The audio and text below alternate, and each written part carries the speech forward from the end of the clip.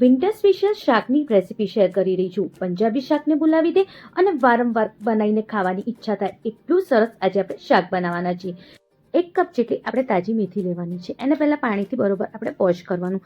પછી કંઈક એને આપણે સહેજ આપણે કાપી લઈશું. મોટા મોટા પાંદડા બહુ ના રહે એવી રીતે કાપવાના છે. અડધી વાટકી જેટલો મેં અહીંયા ચણાનો લોટ લીધો છે. એની અંદર એનાથી ચણાના લોટથી અડધું એટલે 1/4 કપ જેટલું આપણે ઘઉંનો લોટ ઉમેરીશું. 2 ચમચી જેટલું મેં અહીંયા સોજી ઉમેરી છે. 1 ચમચી જેટલું આમાં આપણે આદુ લસણ મરચાંની પેસ્ટ ઉમેરવાની છે. આમાં સહેજ આપણા મરચાં તીખા હોય એવા જ લેવાના છે. 1 ચમચી જેટલું તલ ઉમેરવાનું. મીઠું આપણે સ્વાદ મુજબ ઉમેરવાનું અને 1 ચમચી જેટલી ખાંડ ઉમેરવાની છે. અડધી ચમચી જેટલું લાલ મિર્ચ પાવડર અને અડધી ચમચી જેટલું ધનિયા જીરું પાવડર ઉમેરીશું. 2 ચમચી જેટલું આપણે ખાવાનું તેલ ઉમેરવાનું છે. બધાને હવે આપણે સરસ રીતે મિક્સ કરી દેવાનું છે. જ્યારે એકદમ સરસ મિક્સ થાય પછી જ આપણે એનો લોટ બાંધવાનો છે. એ પહેલાં નથી બાંધવાનો. એટલે પહેલાં આપણે સરસ રીતે મિક્સ કરી દઈશું. થોડું થોડું પાણી ઉમેરતા જઈશું અને સરસ કાઠો એવો લોટ આપણે બાંધીને રેડી કરવાનું છે. બહુ બધું પાણીની જરૂર નથી પડતી. ઓછા પાણીમાં જ એકદમ સરસ લોટ બંધાઈ જાય છે. કારણ કે જે મેથી છે એમાંથી પણ પાણી છૂટે જ છે. એટલે આપણે પહેલાં એને સરસ રીતે મિક્સ કરીએ તો આપણને ખબર પડે કેટલું પાણીનો ઉપયોગ થશે. અને જો કંઈક આવી રીતે એકદમ સરસ કાઠો લોટ બાંધીને આપણે રેડી કરી દેવાનું છે. જ્યારે સરસ લોટ કાઠો બંધાઈ જાય પછી આપણે આની એકદમ નાની નાની ગોળીઓ વાળવાની છે. કંઈક આવી રીતે. બસ આવી જ રીતે આપણે બધી નાની નાની ગોળીઓ વાળીને રેડી કરી દઈશું. તમે ઈચ્છો તો ગોળીઓ બી વાળી શકો છો કે લંબગોળ શેપ પણ આપી શકો છો. તમારે જે શેપ આપવું હોય એ તમે આસાનીથી આપી શકો છો. બસ આવી જ રીતે આપણે બધા મુઠિયાને વાળીને રેડી કરી દઈશું. હવે એને આપણે સાઈડમાં મૂકી દઈશું. એક કુકર લઈ લઈશું. કુકરમાં મેં અહીંયા 2 મોટી વાટકી જેટલા તુવેરના દાણા લીધા છે. તુવેરના દાણાને આપણે કુકરમાં લઈ લઈશું અને 1.5 ગ્લાસ જેટલું આપણે એમાં પાણી ઉમેરીશું. હવે એમાં અડધી ચમચી જેટલું આપણે મીઠું ઉમેરવાનું છે. હવે ઢાંકણું લગાવીને આપણે એને 3 વિસલ સુધી સરસ રીતે કૂક થવા દઈશું. 3 વિસલ સુધી જ પહેલાં કૂક થવા દેવાનું. પછી જરૂર પડે તો ચોથી વિસલ પણ આપણે વગાડી શકીએ છીએ. હવે એક તોડામાં આપણે પાણી લેવાનું. એની અંદર થોડું મીઠું ઉમેરીને અહીંયા 100 ગ્રામ જેટલી આપણે પાલક ઉમેરવાની છે. પાલકને પણ આપણે પહેલાં સરસ રીતે વોશ કરી લેવાનું.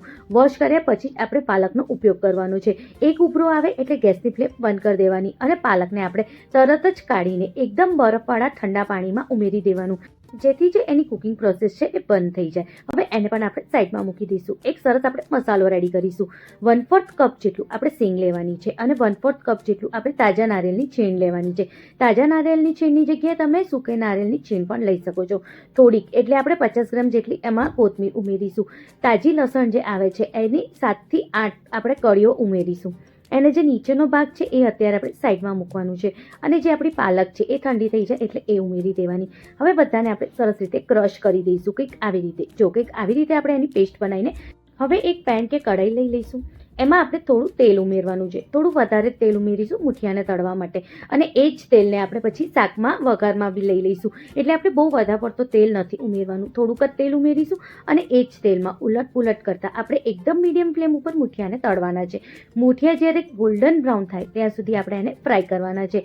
આ મુઠિયા જે છે એ તેલમાં જઈને વેરાશે બી નહીં અને તૂટશે પણ નહીં. કારણ કે આપણે એની અંદર સોડા નથી ઉમેરી તો પણ આપણા એકદમ સરસ મુઠિયા બનીને રેડી થઈ જશે. જો કંઈક આવી રીતે ગોલ્ડન બ્રાઉન થાય ત્યાં સુધી આપણે મુઠિયાને તળવાનું છે. વધારાનું તેલ હવે આપણે કાઢી લઈશું. બાકી થોડું તેલ મૂકીને એની અંદર 1 ચમચી જેટલું અજવાઈન ઉમેરીશું અને 2 લાલ મરચાં ઉમેરીને જે આપણે પાલકની પેસ્ટ રેડી કરી હતી એ ઉમેરી દઈશું અને જે મિક્સર જાર છે એમાં થોડું પાણી ઉમેરીને સાઈડમાં મૂકી દઈશું. હવે જે આપણી પાલકની પેસ્ટ છે એને આપણે બરોબર ધીમા તાપે 5 મિનિટ સુધી શેકવાની છે અને એકદમ ધીમા તાપે શેકવાની છે જેથી જ્યાં સુધી એનું સરસ તેલ ના છૂટે અને પાલક એકદમ સરસ રીતે શેકાઈ ના જાય. પાલકમાંથી તેલ છૂટે અને સરસ શેકાઈ જાય પછી એમાં 1.5 થી 2 ચમચી જેટલું આપણે આદુ લસણ મરચાંની પેસ્ટ ઉમેરીશું. મેં જે અહીંયા મરચાંનો ઉપયોગ કર્યો છે એ સહેજ તીખા મરચાં છે. કારણ કે આપણે આ શાકમાં લાલ મરચાંનો ઉપયોગ નથી કરવાનો. જે છે આપણે લીલા મરચાંનો જ ઉપયોગ કરવાનો છે. એટલે સહેજ લીલા મરચાં આપણે તીખા લેવાના છે. હવે એમાં આપણે તુવેરના દાણા ઉમેરીશું. આપણે તુવેરના દાણા પાણી સાથે જ ઉમેરવાના છે. તુવેરના દાણાને આપણે એક વખત જરૂરથી ચેક કરી લેવાનું. એકદમ સરસ ગળી જાય પછી જ આપણે આમાં ઉમેરવાના છે. અગર ગળ્યા ના હોય બરોબર તો 1 સીટી વધારે પણ તમે વઘારી શકો છો. હવે એમાં આપણે સ્વાદ મુજબ મીઠું ઉમેરીશું અને 1 ચમચી જેટલું અમચૂર પાવડર ઉમેરીશું. અને અગર તમને જે રીતે ગોળ પણ તમને શાકમાં ખાતા હો એ પ્રમાણે તમે આમાં ભૂરું ખાંડ ઉમેરી શકો છો. મેં અહીંયા 1.5 ચમચી જેટલી ભૂરું ખાંડ ઉમેરી છે. બધાને આપણે સરસ રીતે મિક્સ કરી દઈશું અને મુઠિયાને પણ હવે આપણે આની અંદર ઉમેરી દઈશું. જારમાં બી જે બી પેસ્ટ ચોટી હોય એની અંદર થોડું પાણી ઉમેરીને એ પણ આની અંદર ઉમેરી દઈશું.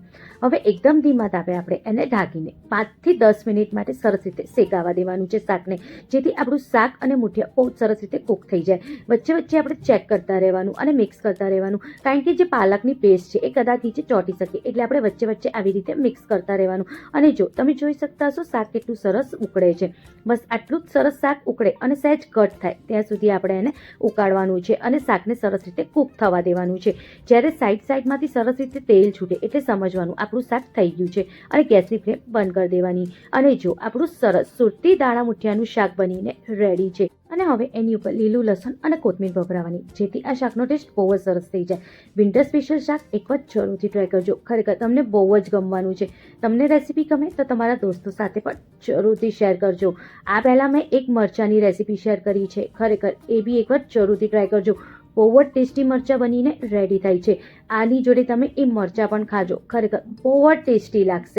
સુરતી દાણા મુઠિયાની રેસીપી આજે તમને કેવી લાગી મને કમેન્ટમાં જરૂરથી જણાવજો. તમને રેસીપી થોડી બી ગમી હોય તો એને લાઇક શેર કમેન્ટ કરવાનું ના ભૂલતા.